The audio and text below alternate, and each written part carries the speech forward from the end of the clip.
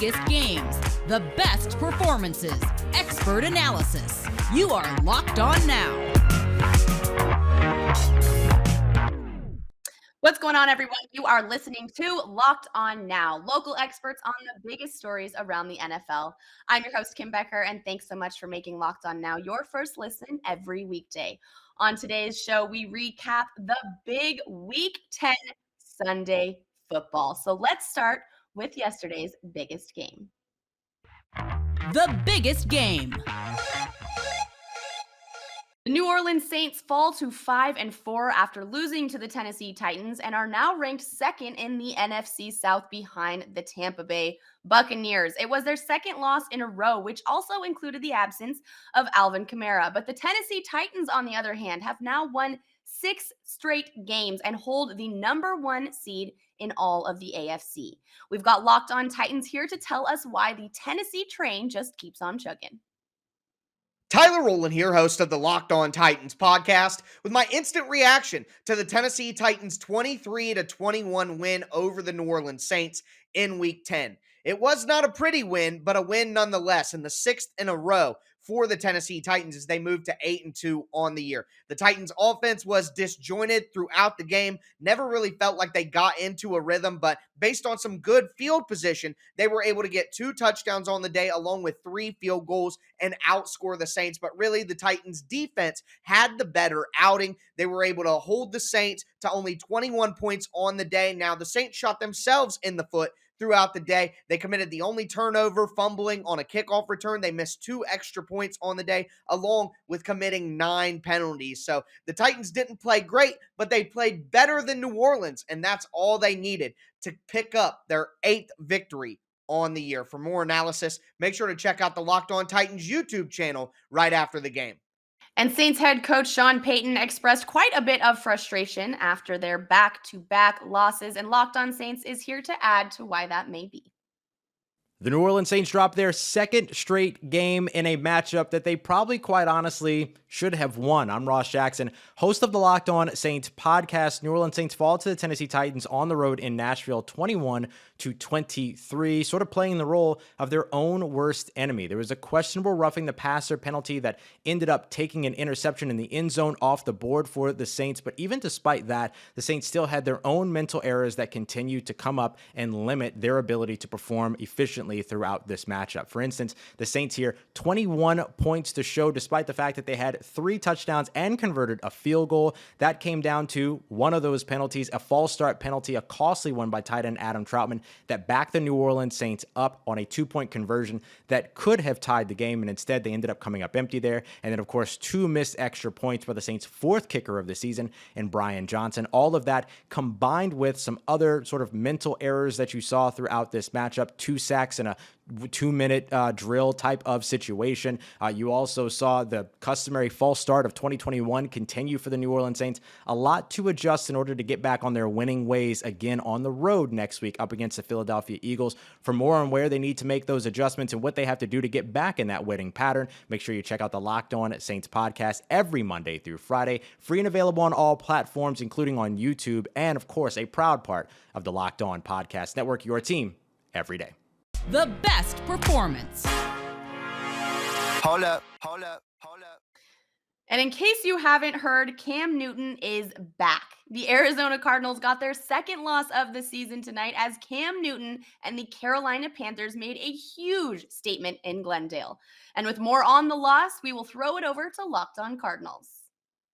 For the first time all season, the Arizona Cardinals were not in a game early. Blown out by the Carolina Panthers 34-10. Once again without their starting quarterback Kyler Murray, and again without their star wide receiver DeAndre Hopkins. Colt McCoy couldn't get it done for a second straight week.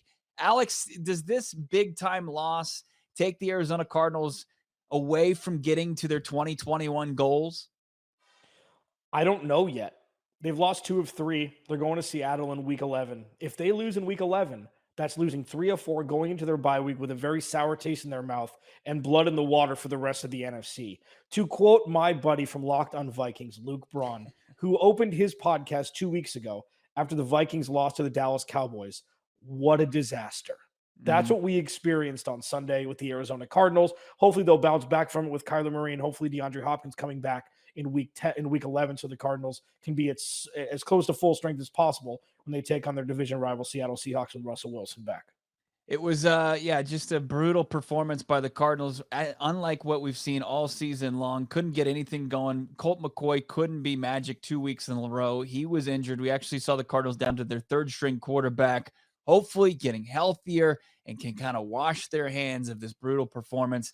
The Carolina Panthers, who have now won 6 straight over the Arizona Cardinals, just have their number. Apparently, Cam Newton, 2 touchdowns. Guy came off the street, scored 2 touchdowns. That's how it went for the Arizona Cardinals. Hopefully on to better things. We're talking about it all week long. It's Bo, it's Alex. Follow along at Locked On AZ Cards. Listen wherever you find podcasts. And speaking of a team that's back, the New England Patriots had a whopping 45-7 win over the Cleveland Browns. And a lot of people are saying, yeah, the Patriots just might be back. This was a huge win for rookie quarterback Mac Jones and the New England Patriots. So let's toss it over to Locked On Browns to hear what went wrong for Cleveland. This is Locked On Browns host Jeff Lloyd after a rough Sunday in Foxborough. Baker Mayfield has now sustained his 4th injury on the season. Browns had a strong drive to start the game, took a 7-0 lead. Offensively, they got nothing going after that. The Browns were not able to counter punch on the offensive side of the ball. Defensive side of the ball, they got punched, and punched some more. Nothing. They did nothing to show that they could do anything to stop the New England Patriots from the running game to the passing game, the screen game. They got owned today. The Cleveland Browns, there is no way around it. This was the single worst day of the Coach Stefanski era. Can it get better from here? It certainly needs to. Detroit next week, and then the Ravens. Jeff Lloyd, Locked On Browns. Appreciate everybody for making us your first listen, day in, day out. And the Kansas City Chiefs finally looked like the Kansas City Chiefs on Sunday night as they handed the Las Vegas Raiders another loss in Allegiant Stadium. Well, if you didn't know before, now you know. This is what the Kansas City Chiefs in 2021 can look like. Welcome back. I'm Ryan Tracy from Locked On Chiefs. We're going to talk about this today. Sunday Night Football showed the NFL why they need to be scared. This is what the Kansas City Chiefs can look like when they're firing on all cylinders and able to do what it is that they do. Can it be sustained? That's going to be the question. But the NFL is now on notice, and they ought to be concerned because the Chiefs came into Sunday Night Football and took back their division. It was not subtle, and I think that's why you saw the score become what it became. I think it also is a way that they have put everything together on offense, on defense, and on special teams. Now, it wasn't a perfect outing by any means. There are definitely things to work on, but this is what this team is expected to look like. This is what we've been waiting for the last 6 or 8 weeks. Now they seem to be here. The question will be, can they sustain it? That's going to be the question this week as we discuss on Locked On Chiefs. And when we come back, more around the league of the big games on Sunday for Week 10 in the NFL. I'm your host, Kim Becker, and you're listening to Locked On Now.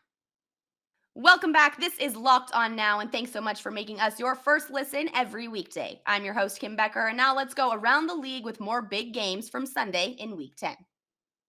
Let's go around the league. The Dallas Cowboys were coming off of a tough loss last week, but picked it back up and had a huge win over the Atlanta Falcons, 43-3. We've got both Locked On Cowboys and Locked On Falcons here with the recap. That, my friend, is how you bounce back. Hi, I'm Landon McCool with the Locked On Cowboys podcast, and the Cowboys come back this week and bounce back from an embarrassing loss last week to the Denver Broncos, beating the Atlanta Falcons at home 43-3. Dak Prescott with 3 touchdowns, 2 in the air, 1 in the ground. Ezekiel Elliott added another 2 touchdowns. There was a punt block for a touchdown and 3 interceptions by all 3 of your starting corners. It was a dominant performance on both sides of the ball. The Cowboys, who admittedly the week before kind of sleptwalk into the Denver game, and the score showed that. I think the score also reflected this week that the Cowboys had renewed focus going into this week of practice. The Cowboys, I think, have also put to rest any idea that there's a blueprint out on them or that this is the Cowboys. Last week's performance was indicative of the Cowboys overall. I think we now see who the Cowboys are, an aggressive team that likes to score points, that plays complementary football, and has a defense that feeds off of their offensive success. So lots to talk about this week. As the Cowboys have a short week going into the Kansas City game, followed by another short, well, not a short week, but another Thursday game following as they go into Thanksgiving. So make sure you're checking the Locked On Cowboys podcast with me and Marcus Mosier, as we have all the news and updates for your Dallas Cowboys. The Jacksonville Jaguars suffered yet another loss and fall to 2-7 on the season. Here is Locked On Jags on why they just could not keep up with the Indianapolis Colts. Hi, this is Tony Wiggins with my instant takeaways from today's loss in Indy. The Jaguars fall 23-17 to the Indianapolis Colts on the road in a hard-fought, tough game down the stretch. They did make a good showing of themselves in the second half. After falling behind 17-0, the Jaguars played really well defensively until the end of the game when they really needed something to happen, and they didn't stop the Colts from getting in field goal range and allowed Carson Wentz to make a long completion to Michael Pittman. The defense played well. It was not Trevor Lawrence's best day. He'll have to work on protecting the football, and the offensive line really has to work on protecting Trevor Lawrence moving forward. So the Jaguars can't make a 2-game winning streak and lose 23-17 to Indy. And we have the very first tie of the season, folks. The Detroit Lions have ended their losing streak without actually winning. And some people are even saying, and I quote, "This is the most Detroit thing ever." We have both Locked On Lions and Locked On Steelers here with a recap of a very weird game in Pittsburgh. Here's your post-game reaction, folks. Matt Derry, Locked On Lions on the Locked On Podcast Network. The Lions tie the Steelers 16-16. Neither team scores in overtime. Ryan Santoso, the Lions' backup kicker, had a chance to win it for Detroit in the extra session, but missed badly on a 48-yard field goal. This was one of the most pathetic performances, maybe in the history of the NFL, with both teams just really having no business winning this football game. It kind of deserves to end in a tie. Jared Goff throws for 114 yards in 5 quarters of play. That's it. Played with a bad back. Lions' running game was fantastic today, a career high in rushing yards for DeAndre Swift. But in the end, neither team could get it done in overtime, and the Lions will not go 0-17, but might go 0-16-1. They tie in Pittsburgh 16-16. More coming up on the Locked On Lions post-game show. I'm Chris Carter of the Locked On Steelers podcast, and this is your Locked On Now update after the Steelers tie the Detroit Lions 16-all here at Heinz Field. It was an ugly game of all sorts, with all sorts of criticism to go all around. Mason Rudolph did not play well in this game, missing open touchdown passes, throwing 50 passes, which in itself is a big question for the coaching. Why was he throwing the ball so much on a wet and rainy game when you have Najee Harris, who did run for more than 100 yards? But on top of the tie, on top of the missing the opportunity to take first place in the AFC North after the Ravens lost Thursday night to the Dolphins, you have the big questions as far as the injuries. Joe Hayden goes down with a mid-foot sprain, not sure when he'll be back, though Terrell Edmonds, Minkah Fitzpatrick, Cam Sutton, James Pierre all did well in the secondary. The real questions, TJ Watt had both hip and knee injuries that took him out of the game. He's going to be MRI'd, and we're going to hear more about those results on Tuesday, most likely, to see are his injuries season ending. More updates on this game, analysis, and where the Steelers are after this terrible tie on the Locked On Steelers podcast. I'm Chris Carter. Follow me on Twitter and Instagram at Carter Critiques. And a huge win for the Washington football team over the reigning Super Bowl champs today. Coming off of a bye week, everyone predicted Tom Brady and the Buccaneers to just really come out of the cannon with fire. But the Washington football team had other plans. Here is Locked On Washington with more. Hey, what's up, Washington football team fans? I'm Chris Russell here at FedEx Field, where the Washington football team upsets the Super Bowl champion Tampa Bay Buccaneers 29-19. What else can you say except Taylor Heineke played probably his best and most efficient game of the year. Washington ran the ball well. They had a 19-play, 80-yard, 10-minute, and 26-second drive to finish off the game, in essence, with an Antonio Gibson 1-yard touchdown run on a 4th down decision, up by 4, and Tampa potentially looking and having to drive the entire length of the field to score the go-ahead touchdown. And ultimately, Washington never really gave them a chance to do that, again, winning 29-19. Defense was good on third down, held Tampa to 40%, 4 of 10. They forced a couple of turnovers, one really on Tom Brady, one not on Tom Brady. Tampa was not sharp, but Washington wins ultimately in the end and gets their third win of the year to improve to 3-6. And now head to Charlotte, where Ron Rivera returns to the Queen City and his former team and Cam Newton. From FedEx Field, I'm Chris Russell for the Locked On Washington Football Team podcast. We're free and available on all platforms. Thanks for watching Locked On Now. That's a wrap for us. Thanks so much for making Locked On Now your first listen every weekday. For more on the National Football League and your team, make your second listen Locked On NFL and your team's Locked On podcast. I'm Kim Becker. This was Locked On Now, Locked On your team every day.